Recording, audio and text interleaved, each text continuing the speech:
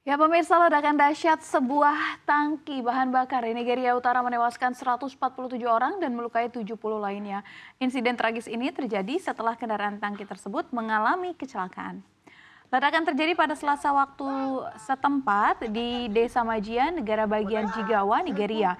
Juru bicara polisi Jigawa, Shisu Lawan Adam, menjelaskan bahwa kecelakaan terjadi saat pengemudi kehilangan kendali, menyebabkan tangki terbalik dan bahan bakar tumpah ke parit. Pemakaman massal diadakan pada Rabu siang untuk para korban. Wakil Presiden Nigeria, Kashim Shettima, mengatakan rasa dukanya dalam sebuah pernyataan di hari Rabu. Shettima juga mengumumkan intervensi segera dari pemerintah federal dan menyerukan tinjauan komprehensif terhadap protokol keselamatan transportasi bahan bakar. Ledakan ini terjadi hanya sebulan setelah kecelakaan serupa di negara bagian Niger, bagian tengah yang menewaskan sedikitnya 48 orang. Ledakan tangki bahan bakar memang bukan hal yang tidak biasa di negara berpendudukan terbanyak di Afrika ini, di mana pasokan minyak sering kali dikirim melalui jalan darat.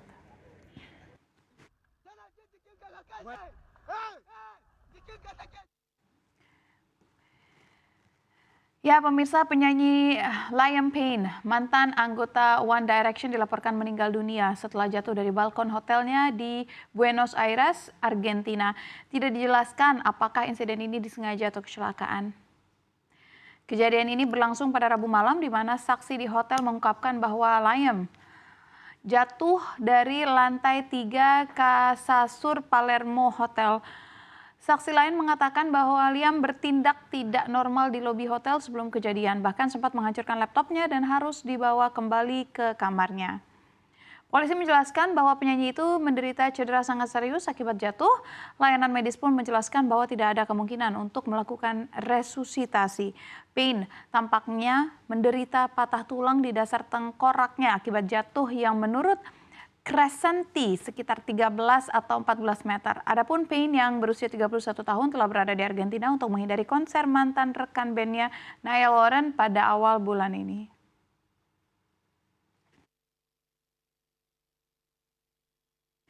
Bergeser ke informasi lain ya pemirsa, situasi di Timur Tengah masih terus memanas.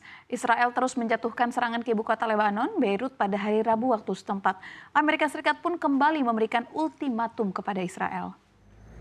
Hal ini tetap dilakukan oleh Tel Aviv meski mendapatkan penentangan keras dari sekutu utamanya di Amerika Serikat. Israel mengklaim menyerang infrastruktur Hizbullah di Nabatih setelah pengaboman kantor-kantor di Lebanon Selatan. Militer Israel juga menyerbu sistem terowongan dan infrastruktur bawah tanah di Lebanon Selatan yang mencakup ruang-ruang hunian. Sementara Badan Pengungsi PBB mengatakan perintah evakuasi militer Israel kini mempengaruhi lebih dari 1/4 wilayah Lebanon. Ini terjadi 2 minggu setelah Israel memulai serangan ke wilayah selatan negara itu yang katanya ditujukan untuk mengusir Hizbullah. Amerika Serikat pun menuntut langkah konkret dalam mengatasi situasi yang memburuk di daerah kantong Palestina di tengah serangan Israel baru di Gaza Utara.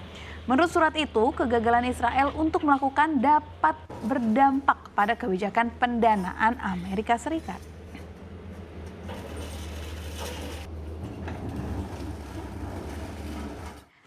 Kita ke informasi terakhir. Harga emas dunia terbang dan mendekati rekor sepanjang masa pada hari ini. Sang logam mulia juga diproyeksi bakal terbang tinggi. Merujuk Refinitiv, harga emas dunia ditutup di posisi 2.673,24 dolar Amerika Serikat per troy ounce pada Rabu waktu setempat atau naik 0,46%.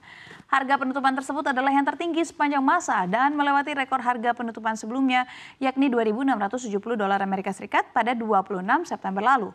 Harga emas masih melambung pada hari ini, bahkan sempat menyentuh rekor intraday terbaru di level 2.685 dolar Amerika Serikat per troy ounce kemarin. Lonjakan harga emas utamanya dipicu oleh melemahnya imbal hasil US Treasury setelah sejumlah bank sentral mengindikasikan akan memangkas suku bunga lebih lanjut. Selain Bank Sentral Amerika Serikat The Fed, Bank Sentral Eropa atau ECB, dan Bank Sentral Inggris atau BOE juga mengindikasikan pemangkasan. Imbal hasil US Treasury tenor 10 tahun melemah 4,016% atau terendah sejak 4 Oktober 2024. Emas memang tidak menawarkan imbal hasil sehingga melemahnya imbal hasil US Treasury berdampak positif ke emas.